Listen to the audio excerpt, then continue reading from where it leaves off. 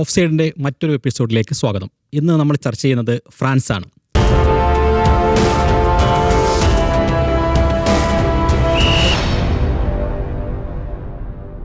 ഫുട്ബോളും വംശീയതയും കുടിയേറ്റവും ഇത്രമേൽ ചർച്ച ചെയ്യപ്പെടുന്ന വിവാദപരമായ മറ്റൊരു രാജ്യം ഉണ്ടായിരിക്കില്ല. സിനദിൻ സിദാനെ പോലെ ഫ്രാൻസിന് ലോകകപ്പ് നേടിക്കൊടുത്ത നിരവധി ആളുകൾ, ഇപ്പോൾ കിലിയൻ എംബാപ്പെ, അവരെല്ലാം കുടിയേറ്റക്കാരുടെ പിൻതലമുറക്കാരായി ഫ്രാൻസിന് വലിയ വിജയം നേടിക്കൊടുക്കുന്ന ആളുകളാണ്. പക്ഷേ വിജയിക്കുമ്പോൾ മാത്രം അവർ ഫ്രഞ്ചുകാരാവുകയും തോൽക്കുമ്പോൾ അവർ അറബികളോ അല്ലെങ്കിൽ കുടിയേറ്റക്കാരോ മാത്രമായി മാറുകയും ചെയ്യുന്ന കാഴ്ച, അത് ഫ്രാൻസിലെ പ്രധാനപ്പെട്ട ഒരു വിഷയമാണ്. എന്ന് മാത്രമല്ല, ഇത് ഇപ്പോൾ കൂടിക്കൊണ്ടിരിക്കും. നമുക്കറിയാം, മാരീൻ ലീ പെന്നിനെ പോലെയുള്ള നാഷണൽ റാലി പോലെയുള്ള പാർട്ടികൾ അവിടെ കൂടുതൽ കരുത്താർജിക്കുന്നതാണ് പുതിയ ഇലക്ഷനിലൊക്കെ കാണുന്നത്. കഴിഞ്ഞ നാഷണൽ അസംബ്ലി ഇലക്ഷനിലേക്കുള്ള തെരഞ്ഞെടുപ്പ് നടക്കുമ്പോൾ എംബാപ്പയ്ക്ക് നേരിട്ട് പത്രസമ്മേളനത്തിൽ ഈ വിഭാഗത്തെ തോൽപ്പിക്കണം, അതായത് പുതിയ ഈ വലതുപക്ഷ പാർട്ടികളെ തോൽപ്പിക്കണം എന്നുവരെ പരസ്യമായി പറയേണ്ടി വന്നു. ഈ തരത്തിൽ ഫ്രാൻസ് അതിൻ്റെ പുതിയൊരു തലത്തിലേക്ക് പോയിക്കൊണ്ടിരിക്കുകയാണ്. യൂറോപ്പിലാകെ വ്യാപിച്ചുകൊണ്ടിരിക്കുന്ന ഈ തീവ്ര വലതുപക്ഷത്തിൻ്റെ ഏറ്റവും മാരകമായ കാഴ്ച നമുക്ക് ഫ്രാൻസിൽ കാണുകയാണ്. എന്താണ് നമുക്ക് ഇത് ഇങ്ങനെ മുന്നോട്ട് പോകും എന്ന് തന്നെയാണോ നമ്മൾ കാണേണ്ടത്, ജിംസ്? അതിൽ വളരെ ചരിത്രപരമായ പ്രശ്നങ്ങളുണ്ടല്ലോ. ഫ്രാൻസിനെ സംബന്ധിച്ച് ഫ്രാൻസ് ഒരു കൊളോണിയൽ രാജ്യമാണ്, ലേറ്റ് കൊളോണിയൽ രാജ്യമാണ്. മറ്റ് ഇപ്പോൾ പോർച്ചുഗലിനെ പോലെയോ ബ്രിട്ടനെ പോലെയോ അല്ല, വളരെ വൈകി കൊളോണിയൽ ശക്തിയായി മാറിയതാണ്. അത് പിന്നെ അങ്ങനെ ഒരുപാട് ചരിത്രമുണ്ട്. അവിടെ ഒരു ഫ്യൂഡൽ ലാൻഡ് ലോഡ്സിൻ്റെ ഒരു കേന്ദ്രമായിരുന്നു. അവരും ബ്രിട്ടീഷ് രാജാക്കന്മാരും തമ്മിൽ നിരന്തരം 100 വർഷത്തെ യുദ്ധം എന്നൊക്കെ പറയുന്നത്, 100 കൊല്ലം നീണ്ടുനിന്ന യുദ്ധം കാണുന്നുണ്ട്. അപ്പോൾ ആ യുദ്ധങ്ങളാണ് യഥാർത്ഥത്തിൽ അവിടെ ഫ്യൂഡലിസം അവസാനിക്കുകയും പിന്നീട് നെപ്പോളിയൻ്റെ കാലത്ത് പിന്നെ ഫ്രഞ്ച് റവല്യൂഷനിലേക്കൊക്കെ വരുന്നത്. ആ യുദ്ധങ്ങളാണ് യഥാർത്ഥത്തിൽ ആ ഫ്യൂഡലിസം തകർന്നുപോയി. പക്ഷേ ഈ മറ്റ് രാജ്യങ്ങളിൽ നിന്ന് വ്യത്യസ്തമായി, മറ്റ് കൊളോണിയൽ രാജ്യങ്ങളിൽ നിന്ന് വ്യത്യസ്തമായി ഫ്രാൻസിൻ്റെ ഒരു പ്രശ്നം, ഫ്രാൻസ് അതിൻ്റെ നാഷണാലിറ്റിക്ക് വലിയ പ്രാധാന്യം കൊടുക്കുന്നു. റിപ്പബ്ലിക്കായി പ്രഖ്യാപിക്കുന്നത് മുതൽ ഫ്രഞ്ച് നാഷണലിസം എന്ന് പറയുന്നത് വളരെ വൈബ്രൻ്റാണ്. അപ്പോൾ അത് കോളനി രാജ്യമായിരിക്കുമ്പോൾ തന്നെ അതിൻ്റെ കോളനികളിലും അവരുടെ ദേശീയത അടിച്ചേൽപ്പിക്കാൻ ശ്രമിക്കുന്നുണ്ട്. ഇപ്പോൾ ഫ്രഞ്ച് കോളനികളെ ശ്രദ്ധിച്ചാൽ അറിയാം, ഫ്രഞ്ച് കോളനികളൊക്കെ ഫ്രാങ്കോഫോൺസാണ്, എല്ലാം ഫ്രഞ്ച് ഭാഷയാണ് അവരുടെ ഔദ്യോഗിക ഭാഷ. അപ്പോൾ അതൊരു തരം അസിമിലിയേഷൻ എന്ന് പറയുന്ന രീതിയിലുള്ള അടിച്ചേൽപ്പിക്കലാണ്. അതുപോലെ ഈ അസിമിലിയേഷൻ പ്രോത്സാഹിപ്പിക്കുമ്പോൾ തന്നെ നിങ്ങൾ ഫ്രഞ്ച് ദേശീയതയോടൊപ്പം നിൽക്കൂ, അതിൻ്റെ കോളനി രാജ്യങ്ങളിൽ പറയുക നിങ്ങൾ ഫ്രഞ്ച് ദേശീയതയോടൊപ്പം നിൽക്കൂ എന്ന് പറയും. അപ്പോൾ കുറേ അധികം ആളുകൾ ഫ്രാൻസിനൊപ്പം നിൽക്കും, പക്ഷേ പൂർണ്ണമായ പൗരത്വാവകാശം ലഭിക്കില്ല. പിന്നീടാണ് ഈ സ്വാതന്ത്ര്യ സമരങ്ങളൊക്കെ നടക്കുന്നത്, അൾജീരിയയിലൊക്കെ നടന്നതുപോലെ. അപ്പോൾ വൈകി കോളനി രാജ്യമായ ഫ്രാൻസിന് വേറൊരു പ്രശ്നം കൂടിയുണ്ട്. അവിടെയാണ് വൈകിയാണ് ഇൻഡസ്ട്രിയലൈസേഷൻ നടക്കുന്നത്. ഇപ്പോൾ UK നടക്കുന്നതിനേക്കാൾ വൈകിയാണ് അവിടെ നടക്കുന്നത്. അപ്പോൾ ഈ ഇൻഡസ്ട്രിയലൈസേഷൻ നടക്കുന്ന സമയത്ത് ധാരാളം ഈ കോളനികളിൽ നിന്ന് ധാരാളം ആളുകൾ അങ്ങോട്ട് ജോലിക്ക് വേണ്ടി കൊണ്ടുവന്നു. അവർ മൈഗ്രേഷൻ പ്രോത്സാഹിപ്പിച്ചു. ഏറ്റവും കൂടുതൽ ആളുകൾ വന്നത് ഈ നോർത്ത് ആഫ്രിക്കൻ രാജ്യങ്ങളിൽ നിന്നാണ്. അൾജീരിയ, മൊറോക്കോ, ടുണീസിയ തുടങ്ങിയ രാജ്യങ്ങളിൽ നിന്നും പിന്നെ മറ്റ് ആഫ്രിക്കൻ രാജ്യങ്ങളിൽ നിന്നും ഏഷ്യയിൽ നിന്നൊക്കെ വന്നിട്ടുണ്ട് ആളുകൾ. കൂടുതലും ഈ പറയുന്നവരുടെ കോളനി രാജ്യങ്ങളിൽ നിന്നാണ്. അവരവിടെ വരുമ്പോൾ ഉണ്ടാകുന്നൊരു പ്രശ്നം, ഇപ്പോൾ ജർമ്മനിയിലും UK കാനഡയിലും ഒന്നും കാണുന്ന പോലെയല്ല മൈഗ്രേഷൻ. ഫ്രാൻസിൽ ഒരു സവിശേഷമായ മൈഗ്രേഷനാണ്. UK ആണെങ്കിൽ അവിടെ വിസിബിളാണ്, കൾച്ചറൽ ഡൈവേഴ്സിറ്റി എന്ന് പറഞ്ഞാൽ വിസിബിളാണ്. നമ്മളൊരു സ്ട്രീറ്റിൽ ഇറങ്ങി നിന്ന് കഴിഞ്ഞാൽ സിഖുകാർ പോകുന്നു, ഏഷ്യക്കാർ പോകുന്നു, പാകിസ്ഥാൻകാർ പോകുന്നു, ഇന്ത്യക്കാർ പോകുന്നു, ഹിന്ദുക്കൾ പോകുന്നു, മുസ്ലിങ്ങൾ പോകുന്നു, അങ്ങനെ പലതരത്തിലുള്ള ആളുകൾ നമുക്ക് കാണുമ്പോൾ അറിയാം ഇതൊരു ഡൈവേഴ്സ് കൺട്രിയാണെന്ന് മനസ്സിലാവും. മനുഷ്യന്മാർക്ക് അവരുടെ ഐഡൻറ്റിറ്റി എക്സ്പ്രസ് ചെയ്യാൻ പറ്റും അവിടെ. ഫ്രാൻസിൽ അങ്ങനെയല്ല. ഫ്രാൻസിൽ ഫുട്ബോൾ മാത്രമേ കാണുള്ളൂ. ഫ്രാൻസിൽ ഐഡൻറ്റിറ്റി എക്സ്പ്രസ് ചെയ്യാൻ പറ്റില്ല.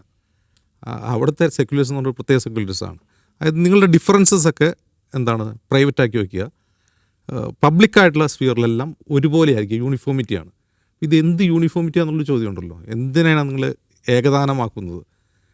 ആ യൂണിഫോമിറ്റി എന്ന് പറയുന്നത് വൈറ്റ് യൂറോപ്യൻ ക്രിസ്ത്യൻ കൾച്ചർ എന്ന് പറയുകയും യഥാർത്ഥത്തിൽ വൈറ്റ് സുപ്രീമസി അവരുടെ ഐഡിയയിൽ അങ്ങനെ ആയിരിക്കില്ല. ഇപ്പോൾ ഐഡിയ എന്ന് പറഞ്ഞാൽ എല്ലാവർക്കും സമത്വം തന്നെയാണ് ഉദ്ദേശിക്കുന്നത്. പക്ഷേ ഇൻ പ്രാക്ടീസ് സ്ട്രക്ചറലി അത് ഡിസ്ക്രിമിനേഷനായി മാറുന്നു. സ്ട്രക്ചറലി ഇപ്പോൾ സിഖുകാരെ സംബന്ധിച്ച് അവർക്ക് അവരുടെ ഐഡൻറ്റിറ്റി പ്രദർശിപ്പിക്കാതെ പുറത്തിറങ്ങാൻ പറ്റില്ല. ടർബൻ പറ്റും, പക്ഷേ ടർബൻ അവിടെ അനുവദിക്കില്ല. മുസ്ലിങ്ങളെ സംബന്ധിച്ച് അവരുടെ ഡ്രസ് കോഡ് അത് പറ്റില്ല. ജ്യൂസിന് ഈ തൊപ്പി ഇവിടെ തൊപ്പി വയ്ക്കുന്ന എന്തായാലും പറയും കപ്പ, അത് വയ്ക്കാൻ പറ്റില്ല. അങ്ങനെ സ്ട്രക്ചറലി ഈ ഡിസ്ക്രിമിനേഷൻ അവിടെ വ്യാപകമാണ്.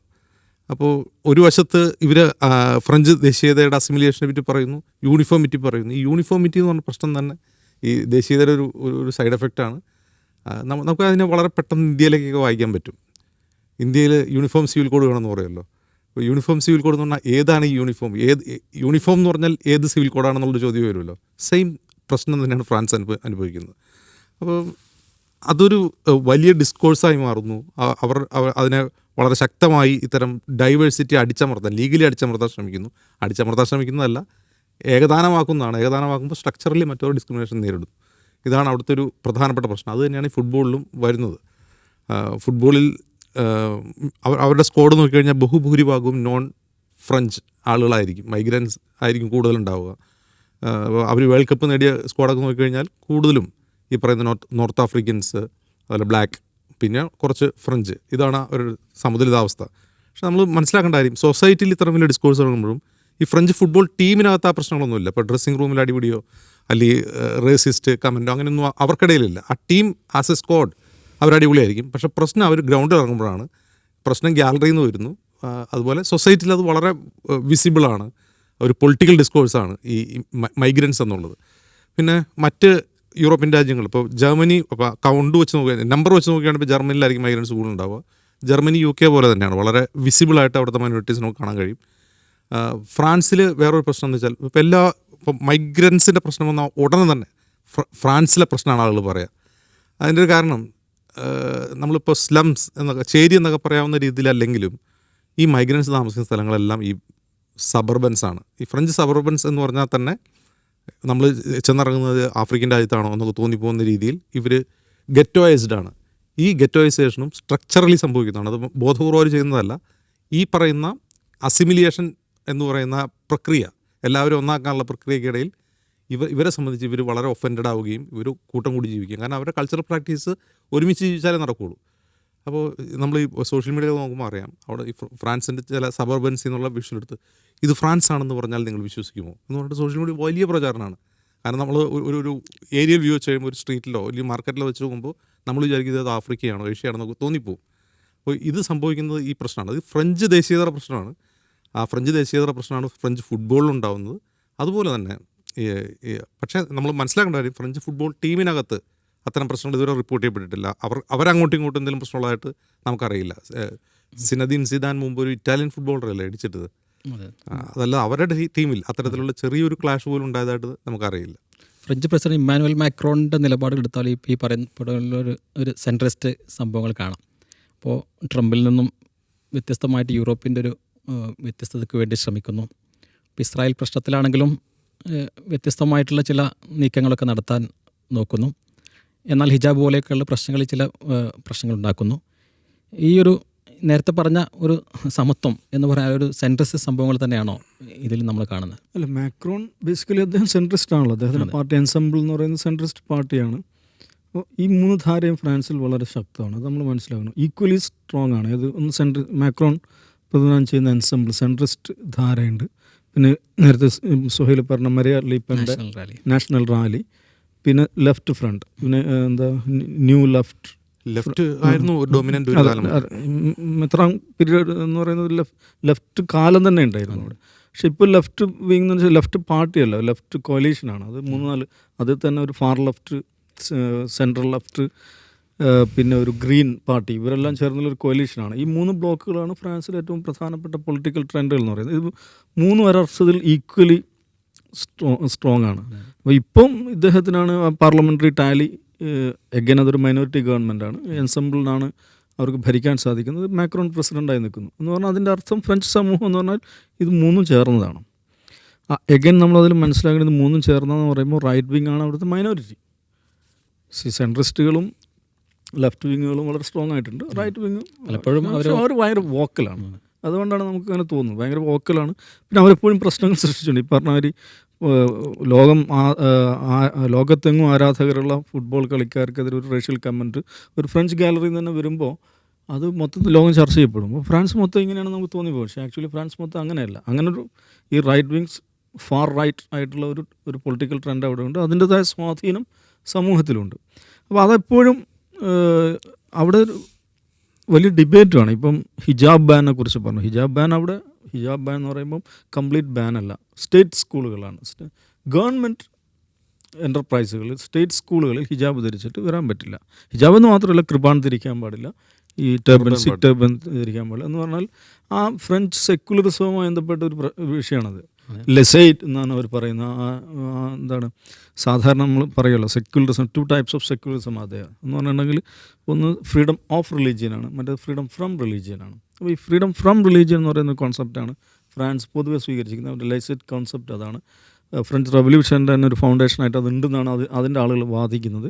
അതുകൊണ്ട് സ്റ്റേറ്റ് എന്ന് പറയുന്നത്, സ്റ്റേറ്റുമായി ബന്ധപ്പെട്ട ഒരു ഇടപാടിലും മതത്തിൻ്റെ ഏതെങ്കിലും തരത്തിലുള്ള ഒരു ചിഹ്നവോ അല്ലെങ്കിൽ ഏതെങ്കിലും തരത്തിലുള്ള റെപ്രസെൻറ്റേഷൻ ഉണ്ടാകാൻ പാടില്ല എന്നുള്ള സ്ട്രിക്റ്റ് ആയിട്ടുള്ളൊരു നിലപാടാണ്. അപ്പോൾ അതാണ് ഈ ഹിജാബ് ബാൻ, കൃപാൺ ബാൻ ഇതിനകത്തൊക്കെ വരുന്നത്. പക്ഷേ അതേസമയം തന്നെ ഫ്രഞ്ച് റവല്യൂഷൻ്റെ അടിസ്ഥാനം എന്താണ്? ഇക്വാലിറ്റി, ഫ്രീഡം, ഫ്രറ്റേണിറ്റി എന്നൊക്കെ പറയുന്ന സംഗതികൾ.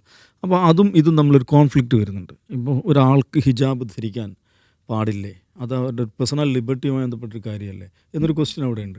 അപ്പോൾ ഇപ്പുറത്ത് മറ്റേ ക്വസ്റ്റ്യൻ ഉണ്ട്. നമ്മൾ ഒരു സ്റ്റേറ്റ് സ്കൂളിൽ എങ്ങനെയാണ് ഒരു റിലീജിയസ് സിമ്പിൾ പ്രദർശിപ്പിച്ചുകൊണ്ട് ഒരാൾ വരിക? അതൊരു വലിയൊരു പൊളിറ്റിക്കൽ ഡിബേറ്റാണ്, ഒരു ഫിലോസഫിക്കൽ ഡിബേറ്റ്. ആ ഡിബേറ്റ് ഫ്രാൻസിനകത്ത് തന്നെ ഉണ്ട്, ലോകത്ത് മാത്രമല്ല ഫ്രാൻസിനകത്ത് തന്നെ ആ ഡിബേറ്റ് ഉണ്ട്. എന്തുകൊണ്ടാണ് അങ്ങനെ ഡിബേറ്റ് ഉണ്ടാകുന്നത്? ആ ഡിബേറ്റ് ഉണ്ടാകുന്ന ഫ്രഞ്ച് സൊസൈറ്റി എന്ന് പറയുന്നത് മൊത്തം അങ്ങനെ മാറിയിട്ടില്ല എന്നുള്ളതുകൊണ്ടാണ്.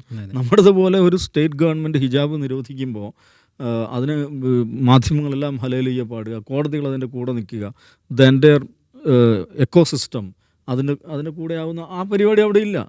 ഇതെല്ലാം പൊളിറ്റിക്കലി ഡിബേറ്റാണ്. ഇപ്പോൾ നിക്കാബ് നിരോധിക്കപ്പെട്ടാണ്, ഹിജാബ് നിരോധിച്ചിട്ടില്ല. ഹിജാബ് സ്റ്റേറ്റ് സ്കൂളുകളിലും ഗവൺമെൻറ് ഇൻസ്റ്റിറ്റ്യൂഷനിലും നിരോധിച്ചിട്ടുള്ളൂ.